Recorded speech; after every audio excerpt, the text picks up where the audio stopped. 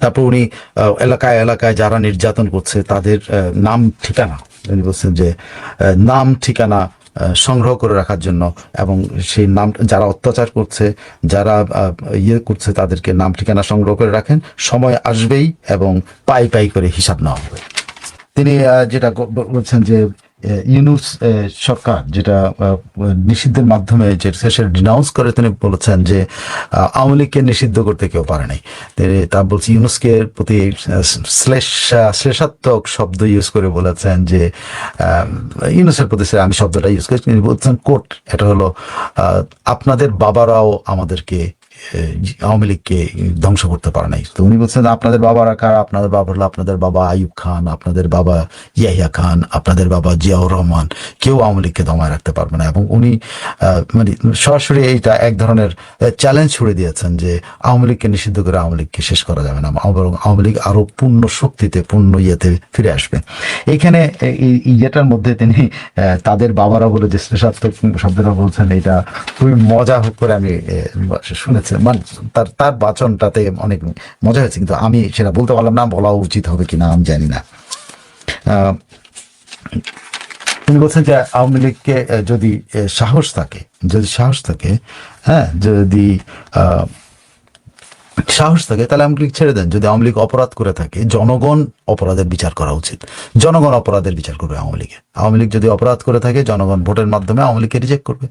Awami League reject করা মানে আওয়ামী লীগের উপরে শাস্তি দেওয়া। তো জনগণকে সেই অধিকারটা দেওয়ার জন্য তিনি সরকারের কাছে আহ্বান জানিয়েছেন যে, যদিও বারবার উনি বলছেন এটা অবৈধ সরকার, তারপর বলছেন যে জনগণকে, এই আওয়ামী লীগকে বিচারের ভারটা জনগণের হাতে ছেড়ে দেওয়ার জন্য, জনগণ ছেড়ে দেখে, এবং তার বিশ্বাস জনগণ আওয়ামী লীগকে ভোট দেবে এবং করবে। তবে এইখানে তিনি তার নেতাকর্মীদের উপরে উনি খুব হার্শ ভাষায় কতগুলি কথা বলেছেন। আপনি খুবই বলতে পারেন যে নেতাকর্মীদের উপর উনি আবদারের ভাষায় কঠিন কতগুলি কথা বলেছেন।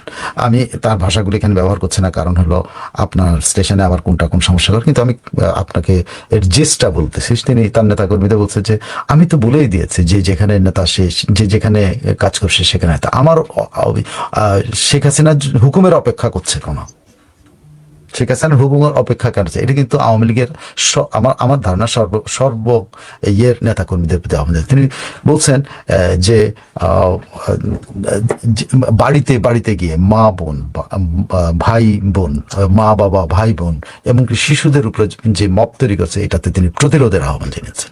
তিনি বলছেন যে যে যেখানে আছে সেখানে নেতা বলছে, এখানে তো শেখ হাসিনা হুকুম দিতে হবে টাইম বললে। আমার মনে হয় উনি ক্ষুব্ধ ওনার নেতাদের উপরে, মানে আমার ধারণা মূল নেতাদের উপরে ক্ষুব্ধ হয়ে তিনি কথা বলছেন যে আমার উপরে কেন তোমরা চাপ দাও যে আমাকে হুকুম দিতে হবে। আমি তো বলেই দিয়েছি, যে একেবারে কোট করছে যে আমি তো বলেই দিয়েছি যে যে যেখানে আছে সে সেখানে নেতা। এবং তিনি সকল নেতার প্রতি আহ্বান নিয়েছেন এক ধরনের নির্দেশমূলক, খুবই ক্ষুব্ধ ভাষায় উনি যে নেতাদের বলছেন যে আপনাদের সাহস নাই কেন? আপনারা সাহস করে এলাকায় যান। এলাকায় যাওয়ার জন্য উনি বলেছেন আমরা সাহস করে এলাকায় যান, আপনারা সাহস করে প্রতিরোধ গড়ে তোলেন, আপনারা সাহস করে জনগণের কাছে যান এবং জনগণের কাছে যায় বলেন যে আপনারা আমাদের আমলে ওইসব এলাকায় কি উন্নয়ন হয়েছে। জনগণ যদি পছন্দ করে না করে তাহলে আপনারা, কিন্তু উনি বলছেন আমার বিশ্বাস জনগণকে যদি একবার জনগণের কাছে আওয়ামী লীগ নেতারা যায় এবং জনগণকে একটু স্মরণ করিয়ে দেয় যে আওয়ামী লীগ তার শেখ হাসিনা বা মানে আওয়ামী লীগ শাসন আমলে কি উপকার করেছে ওই এলাকার, তাইলেই জনগণ কিন্তু এই আওয়ামী লীগ নেতা কর্মীদের পাশে থাকবে। উনি কিন্তু ফর্মুলা দিয়েছেন, মানে আপনি বলতে পারেন যে টোটাল এই বিবৃতি হলো নির্বাচনে অংশগ্রহণ, কিন্তু আওয়ামী লীগ নেতাদেরকে মাঠে যেতে বলেছেন। আওয়ামী লীগ নেতাদের উনি শ্লেষাত্মক ভাবে মনে করছেন যে কেন তোমরা যেতে পারবো না, প্রত্যেকে যে যেখানে আসছে, যে যেখানে প্রতিরোধ করে সে সেখানে নেতা, আমি তাকেই নেতা, এখানে কোনো কার প্রতি করছে। এবং বলছেন যে সাহস করে যদি যার এলাকায় সে গিয়ে জনগণের সাথে মেশে, জনগণ তাদের এই ফিরিয়ে দেবে না জনগণ। সো এখানে কিন্তু তিনি যেটা উনার মানে আমি ওই কঠিন কথাগুলো না বলতে, বলছে যে শক্ত হয়ে থাকতে হবে, প্রতিকার হবে, জনতার জয় হবে। তো শক্ত থাকলে জনতার জয় হবে। আমি কিছু জিনিস আপনার, তারপর উনি এলাকায় এলাকায় যারা নির্যাতন করছে তাদের নাম ঠিকানা, উনি বলছেন যে নাম ঠিকানা সংগ্রহ করে রাখার জন্য, এবং সেই নাম যারা অত্যাচার করছে, যারা ইয়ে করছে, তাদেরকে নাম ঠিকানা সংগ্রহ করে রাখেন, সময় আসবেই এবং পাই পাই করে হিসাব নেওয়া হবে। হ্যাঁ, তো তিনি তার একটা কথা, একটা কোট করি, যেগুলো সহজ সরল কোট, সেগুলো সকলকে শক্ত হয়ে দাঁড়াতে হবে, খালি নেত্রী হুকুম দেন, নেত্রী হুকুম দেন, খালি এই কথাটা বলে না, তারা বলে নেত্রী, মনে কিন্তু টিটকারিও করেছেন যে খালি নেত্রী হুকুম দেন, এটাই মায়ের খাবেন আপনারা, ঘর বাড়ি পোড়াবে আপনাদের, আপনারা তার প্রতিকার করতে পারবেন না, আমাকে হুকুম দিতে হবে। তিনি কিন্তু বলতে পারেন একদম শ্লেষ করে নেতাদের প্রতি চেয়েছেন, যে উনি বলতেছেন যে আমার হুকুমের জন্য অপেক্ষা করতে হবে, মায়ের খাবেন আপনারা, ঘর বাড়ি যারা পোড়াবে আপনাদের, আপনারা তার প্রতিকার করতে পারবেন না, হুকুম দিতে পারবেন না। এটা কিন্তু আমি সহজ আর একদম সবচেয়ে সরল ভাষাগুলো আমি উল্লেখ করি। বলছেন তারা মত করে, এটা ঠিক, কিন্তু জনতার শক্তি হলো সবচেয়ে বড় শক্তি। আপনারা সেই জনগণের কাছে যান, কোর্ট, তারা মত করে, জনতার শক্তি সবচেয়ে বড় শক্তি, কোর্ট, জনগণের কাছে যান, আপনারা এলাকাকে কি কি উন্নতি করেছেন আমাদের সময়ে, সেগুলো তাদের কাছে তুলে ধরেন, তাদেরকে আবারও জানান, এবং তারা অবশ্যই আপনাদের তিনি কোর্ট আরো বলছেন, আর যারা আপনাদের বাবা মাকে অপমান করেছে, গায়ে হাত তুলেছে, নির্যাতন করেছে, তাদের কাছে একটা মেসেজ পৌঁছে দেন। মেসেজ ছিল যে তোমাদেরও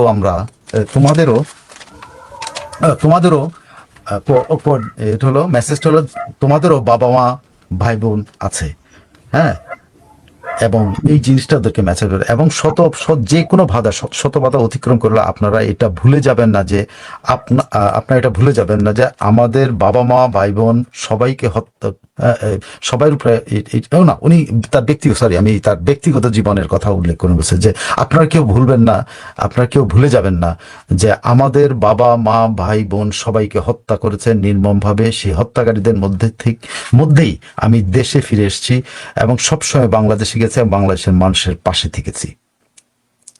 এবং উনি বলছেন যে আমাকে প্রতি পদে পদে হত্যার চেষ্টা করা হয়েছে, রাজনীতি থেকে বাদ দেওয়ার চেষ্টা করেছে, সবকিছু মোকাবেলা করে দেশের মানুষের ক্ষমতা, দেশের মানুষকে আমরা ক্ষমতা এনেছি। দেশের মানুষের ক্ষমতা বলতে বলছেন আওয়ামী লীগকে আমরা ক্ষমতায় এনেছি, দেশের মানুষের উন্নতি করেছে।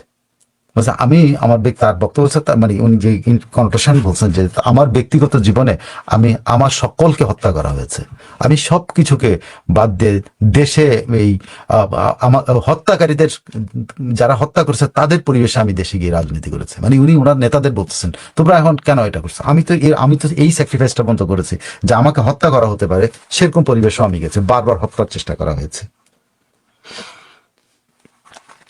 হ্যাঁ, তো উনি আসলে এই যে বক্তব্যটা সিরিয়াসলি নেতাকর্মীদের প্রতি দিয়েছেন। এই নেতাকর্মী সেই একেবারে লোকাল নেতাকর্মী, মানে একেবারে উনি বারবার কিন্তু বলছেন তার শক্তি হইল তার তৃণমূলের নেতাকর্মীতে। উনি তৃণমূল যে কিভাবে পার্টি ধরে রেখেছে তৃণমূলকে উনি মানে প্রশংসা করেছেন, কিন্তু পার্টির নেতাদের মানে যেখানকার নেতা, যেখানে নেতা আছেন এখন পর্যন্ত প্রকাশ্য নেতা, তাদের নিয়ে প্রশ্ন তুলেছেন যে তোমরা আমি যদি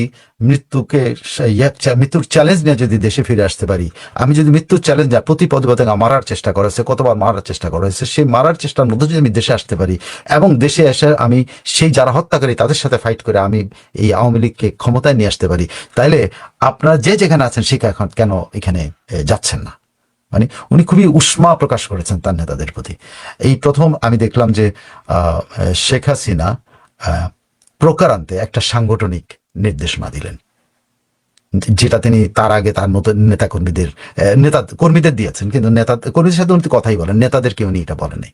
এবং উষ্মা প্রকাশ করেছেন তাদের নেতৃত্ব নিয়ে, উষ্মা প্রকাশ করেছেন যে এলাকায় এলাকায় যে ঘর বাড়ি পোড়ানো হচ্ছে সে নেতারা কোথায় আছে, নেতারা কি করছেন, নেতারাকে। এইখানে একটা মজার ব্যাপার, আমি আমার কথা শেষ করবো একটা মজা দিয়ে, সেটা হলো পুরো এটার মধ্যে একটা মজা করেছেন যেটা আমার খুব পছন্দ হয়েছে, যেটা আমি একেবারে সবসময় আপনার অনুষ্ঠানে এরকম বলে থাকি, যে সকল রাজাকারকে এবং সকল বিহারীকে যে জাহাজে উঠিয়ে উনি পাকিস্তান পাঠিয়ে দেবেন। আমার খুবই পছন্দ হয়েছে, মানে পুরো বক্তব্যের মধ্যে ওনার নেতাদের উদ্দেশ্যে উনি যেরকম উষ্মা প্রকাশ করেছে কেন মাঠে আসে না, এটা যেমন একটা নতুন দিক, কিন্তু এই জিনিসটা আমার পছন্দ হয়েছে যে এই কনসেপ্টটা নেওয়া যে বাংলাদেশের স্বাধীনতা বিরোধীর কোনো জায়গা নাই। এখন কথা আসবে যে বাংলাদেশের স্বাধীনতা বিরোধীর জায়গা নাই, 54 বছর পরে কি স্বাধীনতা বিরোধী আছে? তাদের ছেলে আছে।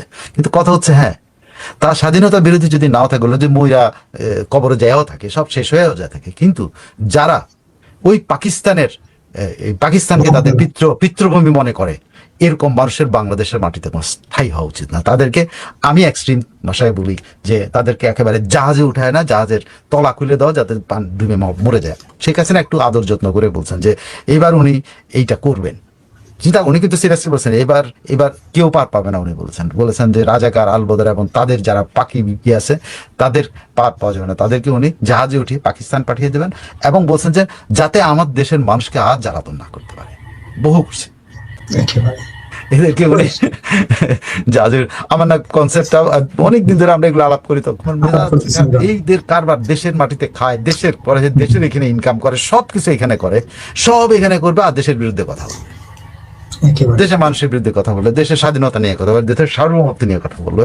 এই সব লোকগুলিকে বাংলাদেশ থেকে বিতাড়িত করার যে আকাঙ্ক্ষা শেখ হাসিনা বলছে, আমি এই জন্য শেখ হাসিনা যতদিন বেঁচে থাকে আমি তারে যতটুকু আমার মুখ দিয়ে সমর্থন দিতে পারি, আমি তো শারীরিক সমর্থন দিতে পারবো না বা টাকা পয়সা দিয়ে সমর্থন দিতে পারবো না, কিন্তু আমার মৌখিক যেখানে যেখানে এই বক্তব্য নিয়ে যাওয়া লাগে, আমি বিপুল আপনাকে আজকে কথা দিচ্ছি, আপনার দর্শক রয়েছে, এই মেসেজ আমি যেখানে শুনে পাবো যে জাহাজে করে এদেরকে বিতাড়িত করতে হবে। কোথায় যাবে তারা ঠিক করো, জাহাজে উঠায় দেন, তারা নৌকা বাইয়া কোথায় চলে যায়, তারা পাকিস্তানে যাক, মালয়েশিয়া যাক, বার্মায় যাক, পৃথিবীর যে কোনো প্রান্তে তারা চলে যায়, পাকিস্তান আমেরিকায় যায়, এই তাদের জাহাজের নোঙ্গর করুক, আমার, but we don't want them in our society, we don't want to listen to them. অনেকে বলে যে ইনক্লুসিভ একটা সোসাইটির জন্য এটা দরকার, আমার দরকার নাই ইনক্লুসিভ, আমার ওই ইনক্লুসিভ সোসাইটি দরকার যে আমাদের বর্তমান পরিস্থিতি নিয়ে আমরা বিতর্ক করবো, আমাদের দেশের বর্তমান পরিস্থিতি নিয়ে আমরা বিতর্ক করতে চাই না। সেই মুক্তিযুদ্ধ নিয়ে, মুক্তিযুদ্ধকে পক্ষ বিপক্ষ নিয়ে সেটা ডিসাইড করে দেওয়া উচিত, যারা দেশ বিরোধী তাদের বিরুদ্ধে। আমরা আরো একটা যে আমি মনে করি, আমার মতামত সেটা হলো, এই যে নতুন এদেরকে নব্য রাজাকার মানে রাজাকার শেষ হয়ে যায় নাই, নব্য রাজাকার যারা হয়েছে, যে লালবদরের শ্রেণী বিন্যাস করে এদেরকে একেবারে ফার্স্ট ক্লাস সিটিজেন তো এদের রাখাই যাবে না, সেকেন্ড ক্লাস থেকে একদম নিচে, যত নিচে পর্যন্ত শ্রেণী করা যায় সেই জিনিস এদের পিঠের মধ্যে সিল মেরে দেওয়া উচিত, যে এরা হলো একেবারে সেই ওই যে লাল একটা যে তারা করছে না, কি বলে লাল কি বলে লাল বৃত্ত বানাচ্ছে, এই লাল বৃত্ত দিয়ে ওদের প্রত্যেকের পিঠের মধ্যে সিল দেওয়া উচিত, যেন আমরা যখন এরকম উল্টা কথা বলে কাপড়টা খুলে দেখতে পারি যে সিল মারছে কিনা।